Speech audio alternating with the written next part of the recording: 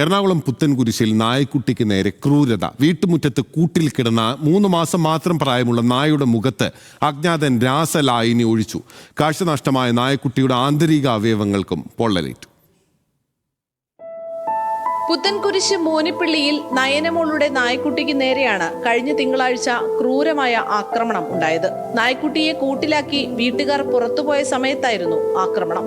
കുഞ്ഞുങ്ങൾക്കൊപ്പം കുഞ്ഞായിട്ട് വളർത്തിയതല്ലേ, മോനായിട്ട് വളർത്തിയതല്ലേ, എൻ്റെ മോനെ പോലെ ഞാനും വളർത്തിയതാ. ഇവന്റെ കളിയും ചിരി കുഞ്ഞാ മുഖവും കളിയൊക്കെ കണ്ടു കഴിഞ്ഞപ്പോൾ നമുക്ക് പിന്നെ ആ കൂടെ കൂടി പിന്നെ എന്താ പറയാ മക്കളിൽ ഒരാളായിട്ട് വളർത്തി.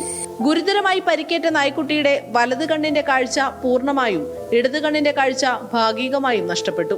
കരളിന്റെയും കിഡ്നിയുടെയും പ്രവർത്തനം തകരാറിലായി. ഇതെന്തോ കെമിക്കൽ അറ്റാക്കാണ്. അത് ഒന്നെങ്കിൽ ഒഴിക്കോ സ്പ്രേ ചെയ്യോ അല്ലെങ്കിൽ ബലൂണിലാക്കി കടിക്കാൻ കൊടുത്തതോ. കിട്ടിയാൽ കടിക്കുമല്ലോ, കുഞ്ഞു പപ്പിയല്ലേ, അവൻ എന്ത് കിട്ടിയാലും ഇങ്ങനെ കടിച്ചു പൊട്ടിക്കും. അപ്പം അങ്ങനെ ചെയ്തതായിരിക്കും എന്നാണ് അവർ പറഞ്ഞത്. നായയുടെ കടിയേറ്റെന്നാരോപിച്ച് അയൽവാസി ദിവസങ്ങൾക്ക് മുമ്പ് പോലീസിൽ പരാതി നൽകിയിരുന്നു. നായക്കുട്ടിക്ക് നേരെയുണ്ടായ ആക്രമണത്തിന് പിന്നിൽ ഇവരാണോ എന്നും കുടുംബം സംശയിക്കുന്നുണ്ട്.